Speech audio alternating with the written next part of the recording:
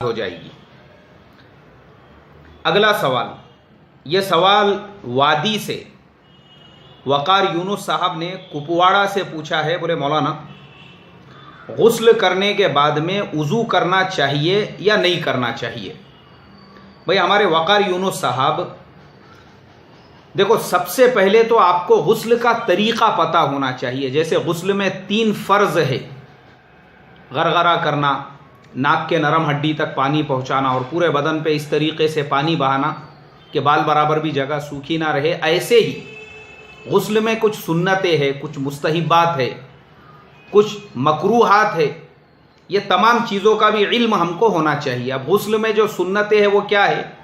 سب سے پہلے تو دونوں ہاتھ یہ گٹوں تک دھونا، یہ دونوں ہاتھ۔ اور یہ کیوں دھونا چاہیے؟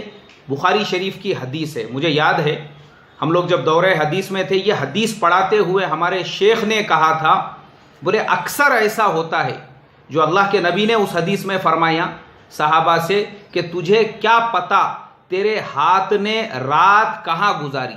تو شیخ نے اس کی وضاحت کی، بولے اکثر ایسے ہوتا ہے، انسان کہیں پہ کھجاتا ہے، ناپاک جگہ کو رگڑتا ہے، مسلتا ہے، ہاتھوں پہ گندگی لگ جاتی ہے۔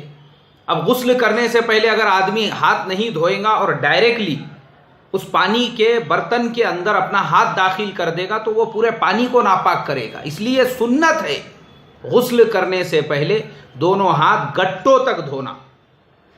اس کے بعد استنجا کرنا۔ استنجا اگر آپ کر لیں گے تو جو بھی بدن کے اندر کی ناپاکی ہے، اگر آپ غسل کریں گے استنجا نہیں کریں گے، تھوڑے 2-4 قدم چلیں گے نا تو منی یا مزی کے قطرے گریں گے۔ یہ آپ پریکٹیکل آزما کے دیکھ لینا۔ اور اگر آپ نے غسل کرنے سے پہلے دونوں ہاتھ گٹوں تک دھو لیے، استنجا کر لیا، تو اب آپ کی جو نالیاں ہیں وہ پوری طرح سے پاک ہو چکی ہے، صاف ہو چکی ہے۔ اب کوئی قطرے آپ کے غسل کرنے کے بعد میں پاجامے پہ نہیں لگیں گے۔ تو استنجا کرنا، اس کے بعد میں جس جگہ پر نجاست لگی ہو اسے دھونا۔ یعنی آپ کو اگر غسل فرض کی حاجت ہے تو جس جگہ پہ منی کے قطرے گرے ہوئے ہیں یا لگے ہوئے ہیں، اس جگہ کو اچھی طرح سے پانی سے مسل کر رگڑ کر صاف کرنا، تاکہ کوئی گندی چیز، ناپاک چیز آپ کے بدن پہ چٹکی ہوئی نہ رہے، ورنہ آپ کا غسل جو ہے وہ ناپاک چیز بہے گی نہیں تو پھر صحیح کیسے ہوگا۔ چوتھی چیز، وضو کر لینا۔ اب ہے غسل کے اندر وضو کرنا، یہ سنت ہے یہ۔ اب آپ سوچو، آپ نے دونوں ہاتھ گٹوں تک دھو لیے، آپ نے استنجا کر لیا، آپ نے ناپاک جو جگہ تھی اس کو پاک صاف کر لیا۔ اب آپ اگر وضو کر لیں گے تو غسل سے پہلے اب آپ کا وضو ہو گیا۔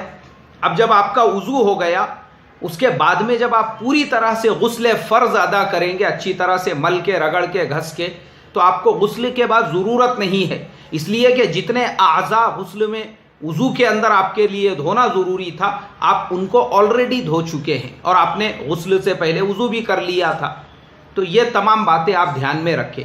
تو مسنون طریقے سے اگر آپ کا غسل ہوگا تو انشاءاللہ اس میں آپ کے فرائض بھی ادا ہو جائیں گے، سنتیں بھی ادا ہوں گی، اور انشاءاللہ میں نے ایک ترتیب طے کیا ہوں، ابھی میں وہ شروع کرنے والا ہوں۔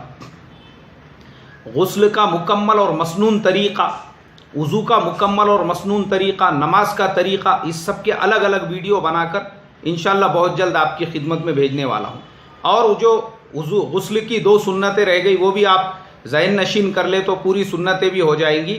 ناپاکی دور کرنے کی نیت کرنا اور تمام بدن پر 3 مرتبہ پانی بہانا۔ تو انشاءاللہ یہ غسل کی سنتیں تھی، یہ آپ سے ادا ہو جائے گی تو غسل آپ کا صحیح ہو جائے گا۔